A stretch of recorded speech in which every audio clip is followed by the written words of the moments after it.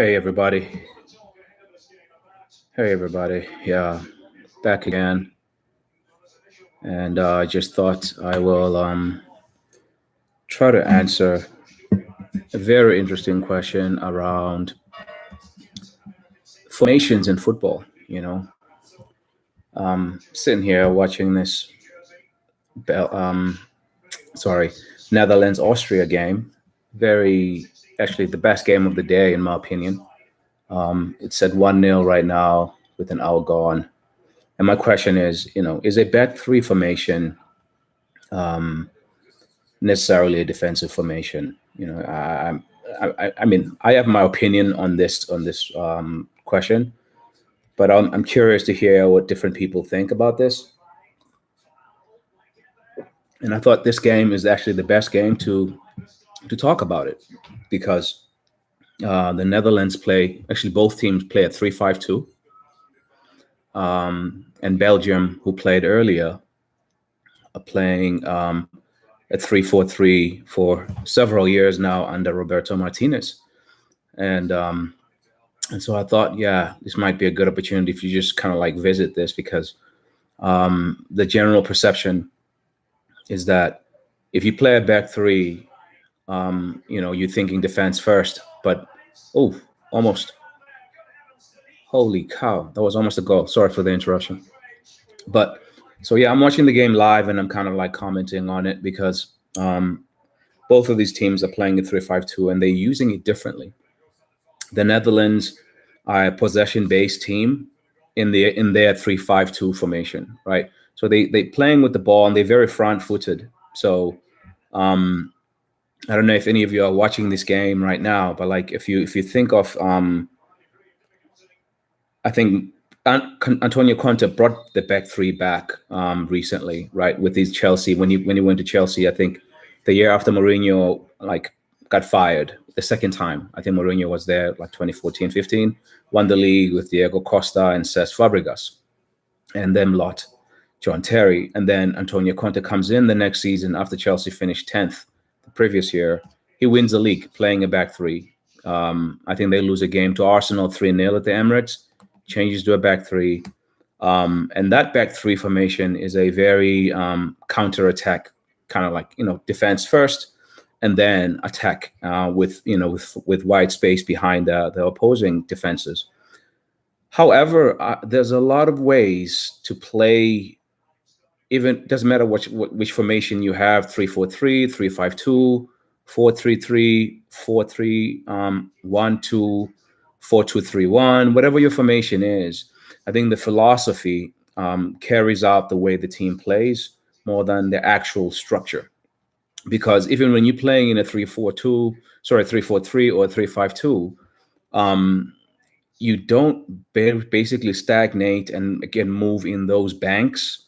The team is fluid. So, for example, the Dutch right now, they have a very, very solid midfield three with De Roon, the kid from Barca, Frankie de Jong, and the guy from Liverpool, Wijnaldum.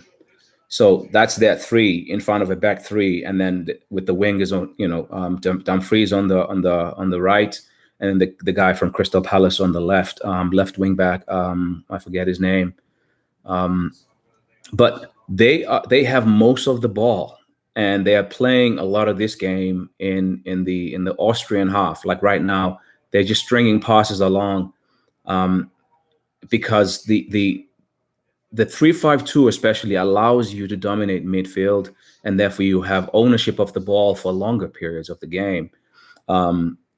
So I just wanted to ask that question really briefly because I think so many times we get stuck on, is this team playing a 3-5-2 or 3-4-3 or whatever formation? And I know, for example, with my team, Arsenal, a lot of fans are obsessing at the moment about what is the formation.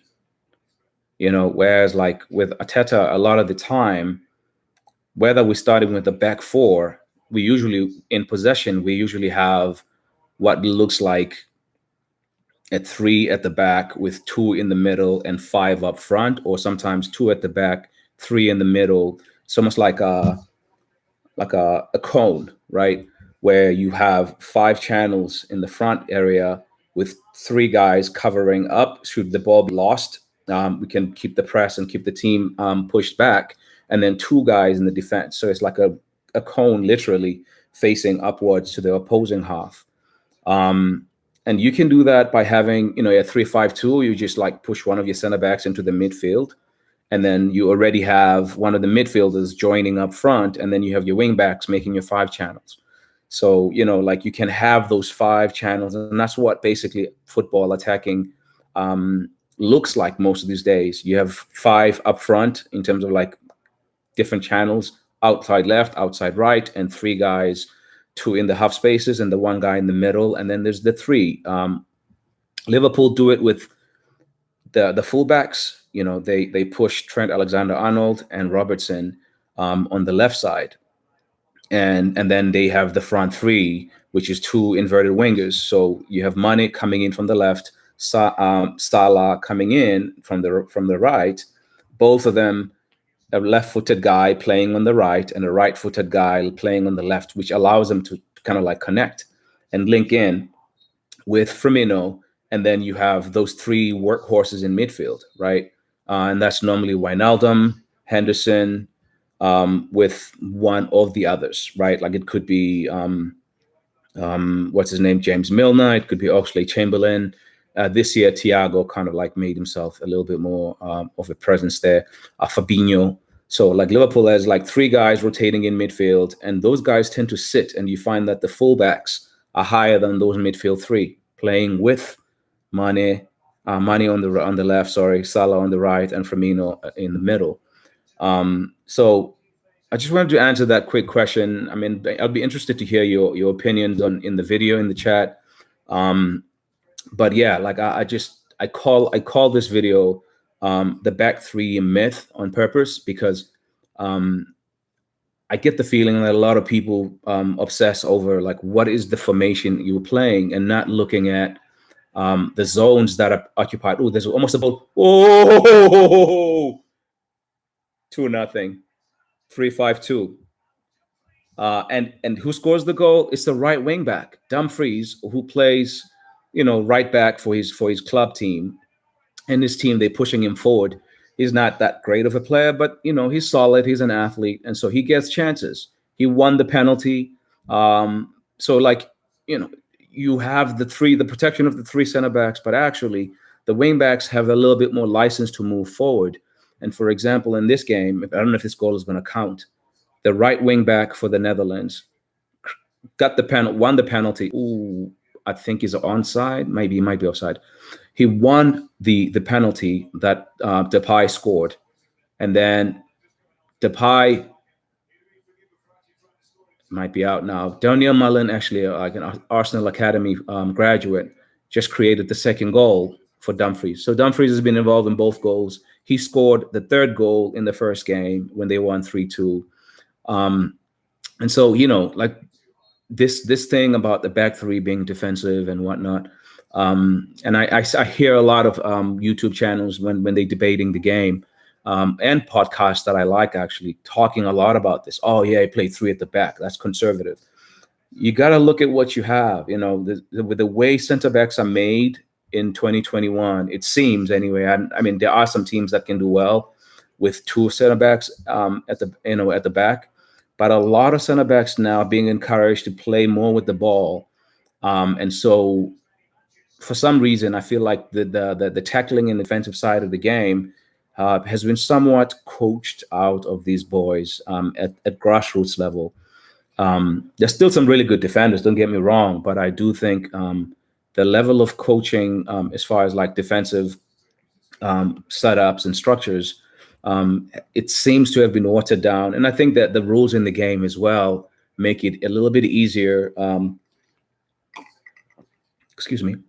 The game has been so skewed towards offense that even defenders are playing more and more with the ball. That's what I wanted to say. So interested to hear some of your thoughts. Is the back 3 a defensive or an offensive formation? My opinion, I've stated it in this freestyle video. And I thought it would be a nice opportunity to actually do it with these two teams because they both playing in back three. But even earlier on, the better team, which was Belgium, they played a back three. They played a back three for some time now, and they actually forced Denmark to adapt to their style.